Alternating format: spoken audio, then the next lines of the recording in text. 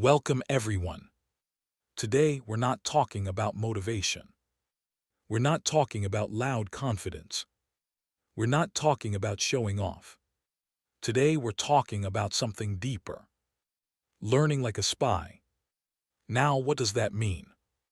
A spy doesn't grow loudly. A spy doesn't tell everyone their plans.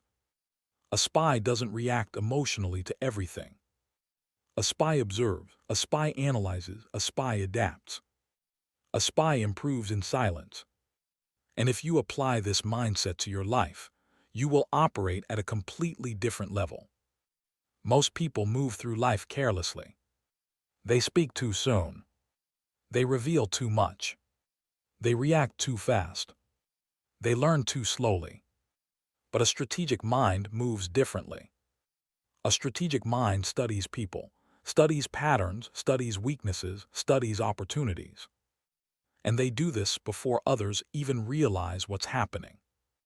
If you want real power, not fake power, you must learn to think quietly, observe deeply, and move intelligently. And as you watch this video, you're not only learning strategy, you're also improving your English. You're listening to clear and powerful ideas. If you want to grow your mind and your English together, make sure you subscribe. Now let's begin. Observe before you speak. This is where real intelligence begins. Most people think confidence means speaking first. It doesn't. Confidence is knowing when to stay silent. Let me tell you a story. There was a young man named Ahmed. Ahmed just got his first job at a marketing company. On his first day, he was excited. He wanted to impress everyone. So during the first meeting, he jumped in with ideas. He shared his opinions quickly. He wanted everyone to see how smart he was. But what happened? The senior team members looked at each other. Some smiled politely, others looked annoyed. Ahmed didn't understand why. Later, his manager pulled him aside.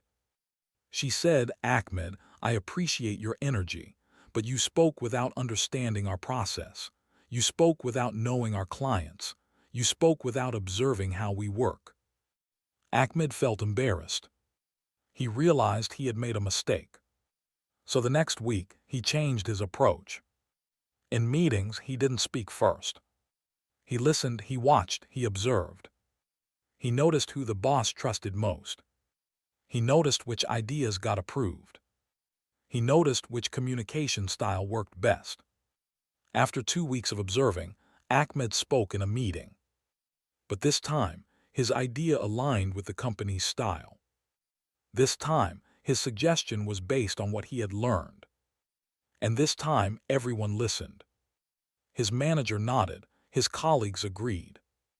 Ahmed learned something powerful. Observation gives information. Information gives advantage. And advantage gives control. When you speak immediately, you reveal everything. You reveal your knowledge level. You reveal your emotional triggers. You reveal your weaknesses. But when you observe first, you collect. And collecting gives you clarity. This is how spies operate. They enter a room and they don't talk. They watch. Who holds power here? Who is insecure? Who talks the most? Who listens carefully? What is the emotional atmosphere? By staying silent, they learn everything. And once they learn, they move with precision. Think about this in your own life. When you go to a new place, do you talk immediately? Or do you observe first? When someone criticizes you, do you react instantly? Or do you pause and think? Observation is not just about seeing. It's about noticing details. Tone of voice. Body language. Energy shifts in conversation. Who becomes defensive when questioned? Who avoids eye contact? These small details reveal more than words. Most people miss these signals because they're busy talking. When you observe deeply, you understand people faster. And when you understand people, You move smarter. There's something else powerful about silence. Silence makes people underestimate you. And being underestimated is powerful. When people think you're quiet, they reveal more around you. They relax. They speak freely. They show their real personality. And you learn. Strategic silence is not weakness. It's data collection. Let me give you a practical example. Imagine you're in a job interview. The interviewer asks, "What's your biggest weakness?" Most people answer immediately. "I'm a perfectionist. I work too hard." These are rehearsed answers. Everyone knows it. But what if you paused? What if you observed the interviewer's energy first? Are they formal or casual? Are they looking for honesty or confidence? Then you answer based on what you observed. That pause, that observation, makes your answer stronger. This is not manipulation. This is intelligence. So here's what I want you to do. For the next 7 days, practice this. In meetings, speak last. In arguments, pause before responding. In social gatherings, listen carefully for 5 minutes before adding your opinion. Notice who dominates conversation. Notice who seeks approval. Notice who becomes uncomfortable with silence. Every situation becomes a classroom, and you become sharper without anyone noticing. Gather information quietly. Now let's talk about the next level. If observation is the eyes of a spy, then information is the weapon. But here's the important rule. A spy never announces what they're learning. Most people learn loudly. They say, "I'm researching this. I'm planning something. I'm going to do this big thing." But when you speak too soon, you lose advantage. Because once others know your plan, they can interfere. They can compete. They can criticize. They can discourage. They can copy. Let me tell you about a woman named Layla. Layla worked in a corporate office. She wanted to start her own business. But she made a mistake. She told everyone in the office about her plan. She told her colleagues, "I'm going to start a consulting business." She told them her ideas. She told them her strategy. Some people were supportive, but others became jealous. One colleague went to the boss and said, "Layla is planning to leave. She's going to compete with us." The boss called Layla into his office. He said, "I heard you're starting a business. Are you still committed to this job?" Suddenly, Layla was under pressure. Her boss started giving her less important projects. Her colleagues started treating her differently. And because she had announced her plan too early, she hadn't prepared enough. She couldn't leave yet, but she also couldn't stay comfortably. She had revealed too much too soon. Now imagine a different approach. Imagine Layla gathered information quietly. She researched the market in silence. She built her skills privately. She saved money without announcing it. She prepared her business plan in secret. And only when everything was ready, she resigned professionally. No drama, no interference. No jealousy. Just a clean, powerful exit. That's the difference. When you gather information quietly, you avoid unnecessary opinions. You avoid negative energy. You avoid distraction. You create clarity before action. And clarity is rare. Most people act before understanding. That's why they fail repeatedly. But when you understand deeply before moving, your decisions become precise. Information is not just facts. It's understanding people's motivations, understanding systems, understanding rules, understanding weaknesses, understanding timing. Let me give you a real example. There was a young man who wanted to get promoted in his company. Most employees work hard and hope to be noticed. But this man decided to learn like a spy. Instead of talking about his ambition, he observed. He noticed who the boss trusted. What kind of communication style did the boss respect? What projects got recognition? What mistakes caused criticism? He studied past promotions. He studied the company culture. He studied how meetings were run. For months, he gathered information quietly. He adjusted his behavior strategically. He communicated in a way that aligned with leadership expectations. He took on tasks that brought visibility. He avoided behaviors that hurt reputation. When promotion time came, it looked like luck. But it wasn't luck. It was silent preparation. While others complained about favoritism, he studied the system. That's the difference. The hardest part of gathering information quietly is controlling your ego.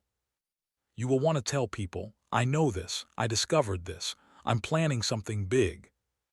But silence multiplies power. Because when you speak too early, you release pressure. When you stay silent, you build pressure. And pressure creates impact. Remember this. Talk is relief. Silence is leverage. When you gather information quietly, you move from emotional reaction to strategic action. And that changes everything. Control your emotions. Now let's talk about something crucial. A spy without emotional control is dangerous. Not to others but to himself. Because emotions reveal position.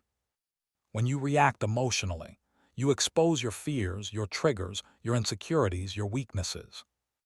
And once exposed, you can be manipulated. Let me tell you about two men. Both worked in the same office. Both were talented. But they handled criticism very differently. The first man, let's call him Omar, received feedback from his manager. The manager said, Omar, your presentation was good, but it was too long. Next time, keep it shorter. Omar felt insulted. He thought, she doesn't appreciate my work. She's being unfair. He became defensive immediately. He argued, but I needed all that information. The client needs to know everything. The manager said, I understand, but shorter presentations are more effective. Omar left the meeting angry. He complained to his colleagues. He lost focus for the rest of the day. The second man, let's call him Khalid, received the same feedback. The manager said, Khalid, your presentation was good, but it was too long. Next time, keep it shorter. Khalid paused. He didn't react immediately. He said, thank you for the feedback. Can you tell me which parts felt too long? The manager explained. Khalid listened carefully. He said, I understand. I'll adjust next time. Then he left the meeting. He didn't complain, he didn't argue, he didn't get angry. Instead, he thought about the feedback calmly. He realized the manager was right. So he practiced making shorter presentations. 2 weeks later, Khalid presented again. This time his presentation was sharp, clear, and short.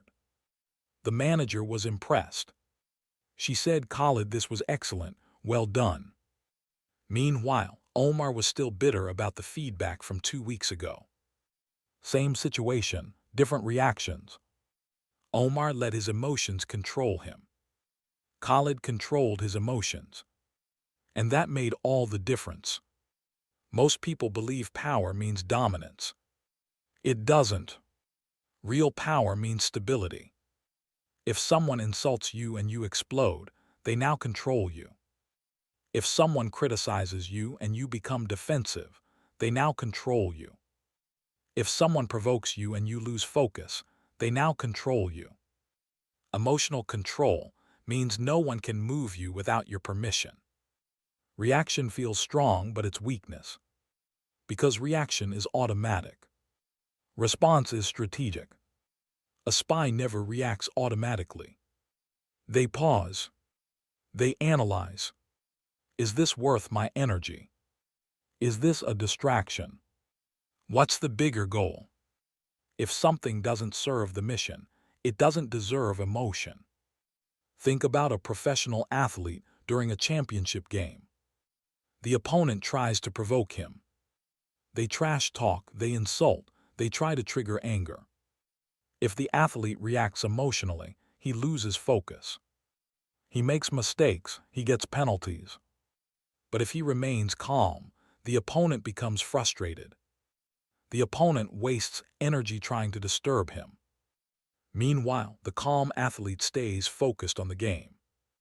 He wins not just because of skill, but because of emotional control. In life, it's the same. Someone criticizes your work. You can react emotionally and argue.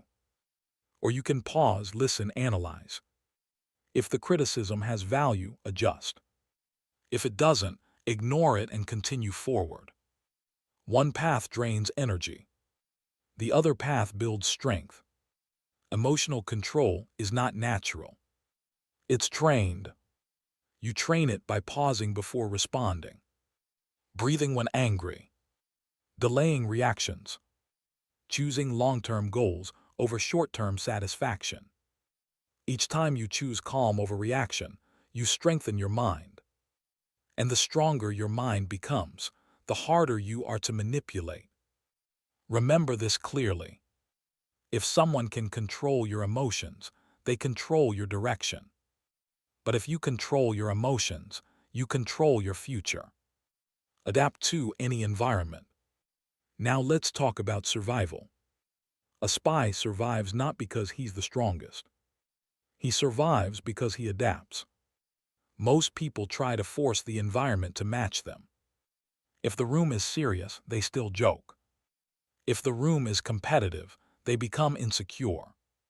If the environment changes, they panic. But a strategic mind studies the environment first, then adjusts. Adaptation is not fake behavior. It's intelligent behavior. It means understanding the rules of the room, understanding the emotional temperature, understanding what works here and what doesn't. Rigid people break under pressure. Flexible people rise. Think about water. Water takes the shape of the container. It doesn't argue with the container. It adjusts. And because it adjusts, it flows anywhere. But a rock doesn't adjust. And when force hits it, it cracks. Most people behave like rocks. They say, "This is just who I am." But a spy understands something deeper. Your core values stay the same. Your external behavior adapts strategically. If you're in a formal setting, you speak formally. If you're in a creative space, you loosen your tone. If you're in a competitive environment, you sharpen your focus. This is not weakness. This is mastery. Let me give you an example. There was a young professional named Yosef. He worked in a small startup company. The environment was casual, everyone joked around. The boss was friendly, meetings were informal. Yosef loved it. Then the company got acquired by a large corporation. Suddenly, the culture changed. Meetings became formal. Emails had to follow strict formats. Hierarchy mattered. Many of Yosef's colleagues struggled. They complained, "This is too rigid, I hate this corporate culture." But Yosef did something different. He observed. He noticed how senior leaders spoke. He watched how emails were written. He studied how meetings were conducted.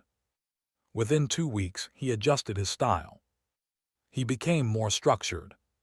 He spoke less but more clearly. He prepared before meetings. While his colleagues complained, Yosef adapted. 6 months later, Yosef got promoted. His colleagues were still struggling. Why? Because Yosef understood adaptation. He didn't lose his identity. He just changed his strategy. To adapt well, you must notice how people communicate. What behavior is rewarded? What behavior is rejected? How does authority function? How are decisions made? Without observation, adaptation becomes guessing. With observation, adaptation becomes precision. This is why the first lesson matters. You observe first, then you adapt. Some people fear adapting because they think it means losing identity. It doesn't. You can keep your values while adjusting your strategy. A spy doesn't forget who he is. He simply understands where he is. And the person who understands context always moves smarter than the person who ignores it. Adaptability is survival. Adaptability is intelligence. Adaptability is long-term power. Train in silence. Now let's talk about something most people get wrong. Most people love visible effort. They announce their goals. They post their plans. They talk about their ambitions. But a spy trains in silence. No applause, no validation, no attention. Because real skill doesn't need noise. When you train loudly, you seek external approval. When you train silently, you build internal discipline. And internal discipline is stronger. Silence removes distraction. When no one is watching, your excuses disappear. When no one is praising, your ego stays small. When no one expects, you can focus purely on improvement. There's something else powerful about silent growth. It creates surprise. If everyone knows you're preparing, they're ready. But if you grow quietly, your results speak suddenly. And sudden growth shocks people. Let me tell you about a student named Sarah. Sarah was preparing for a very competitive exam. Most of her classmates talked constantly about how hard they were studying. They discussed strategies. They complained about difficulty. They compared progress. How many hours did you study today? Which topics did you finish? I'm so stressed. But Sarah did something different. She didn't talk about preparation. She studied consistently. She reviewed mistakes daily. She strengthened weak subjects privately. She practiced under timed conditions. While her classmates were performing preparation publicly, Sarah was building capability privately. When results were announced, people were shocked. Sarah scored in the top 5 nationwide. People asked, "How did you do it? You never even talked about studying." Sarah smiled and said nothing. Because she understood something they didn't. Noise creates attention. Silence creates power. Silent training teaches you to rely on yourself, to focus without validation, to tolerate loneliness, to stay disciplined without praise. That's rare strength. Most people need constant feedback.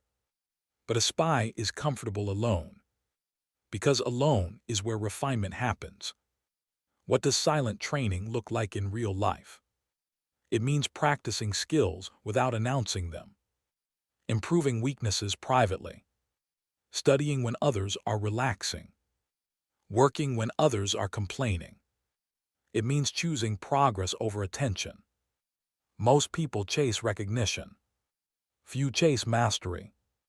Spies chase mastery. Think about this.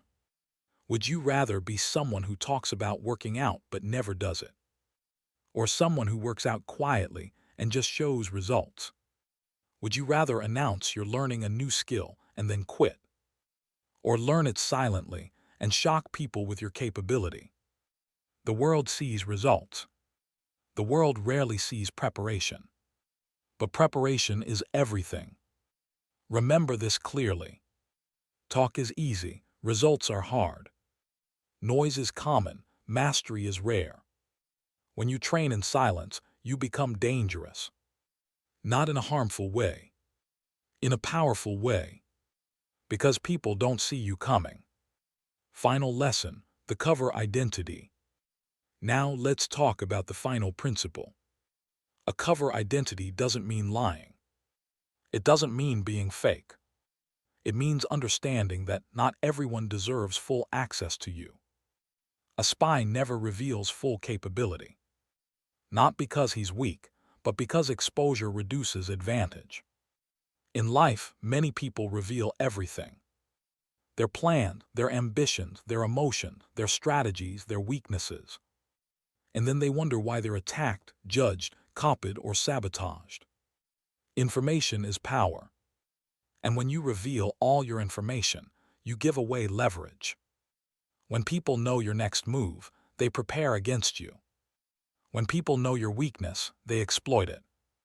When people know your emotional triggers, they press them. A cover identity means you decide what to reveal. You decide what to protect. You decide what to keep internal. It's controlled transparency. Not secrecy from fear, but discretion from intelligence. Let me tell you about a young entrepreneur named Karim. Karim had an innovative business idea. He was excited, so he shared the full concept with many acquaintances. He explained everything in detail. Some people responded negatively. That won't work. The market is too competitive. You don't have enough experience. Some people laughed. One person even copied the idea and launched faster.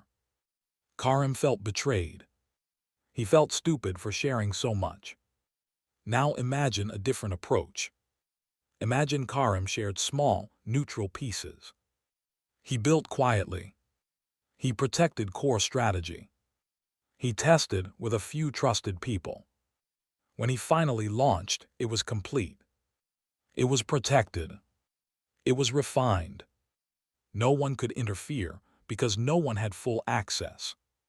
That's cover identity in action. Not deception, protection. When others cannot fully read you, you create uncertainty. Uncertainty creates caution. And caution creates respect. People behave differently around someone they cannot easily predict. That unpredictability, when calm and controlled, creates quiet authority. But if you constantly overshare, you become easy to understand, easy to label, easy to manipulate. A spy is never emotionally naked in front of strangers. He observes first. He tests trust slowly. He reveals strategically. Selective expression is a skill. It means you don't respond to every insult. You don't share every dream. You don't explain every decision. You don't defend every criticism. Sometimes silence protects more than explanation. Sometimes neutrality protects more than reaction. The world doesn't need constant access to your internal world. That's private territory. This lesson is not about isolation. It's about controlled access. Trust slowly. Reveal gradually.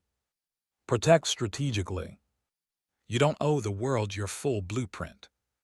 Strength is not in exposure. Strength is in controlled visibility. Conclusion. So here we are. I've given you the spy mindset. Observe before you speak. Gather information quietly. Control your emotions. Adapt to any environment. Train in silence. Protect your strategy. These are not just techniques. These are ways of thinking that separate average people from powerful people. Most people are loud, reactive, and predictable. They announce everything. They react to everything. They reveal everything. And because of that, they're easy to read, easy to manipulate, easy to defeat. But when you move like a spy, you operate differently. You observe while others talk. You learn while others assume. You adapt while others complain. You train while others procrastinate. You protect while others expose. And over time, you become someone people cannot easily understand. Someone people respect. Someone people underestimate until it's too late. This is not about being secretive for no reason. This is about being strategic with your energy, your information, your emotions, and your actions. The world rewards those who move intelligently, not those who move loudly. So starting today, ask yourself, am I speaking too much or observing enough? Am I revealing my plans or protecting my strategy? Am I reacting emotionally or responding strategically? Am I adapting to my environment or fighting it? Am I training loudly or improving silently? These questions will change how you operate. And when you change how you operate, you change your results. Remember, spies don't become powerful because they're special. They become powerful because they think differently. And you can think the same way. Starting today. Starting now. If this video helped you, subscribe to the channel. Share it with someone who needs to hear this. And remember, the most powerful people in the world move in silence. Now it's your turn. Stop announcing, start building. Stop reacting, start observing. Stop revealing, start protecting. Move like a spy. And watch how your life changes. Thank you for watching.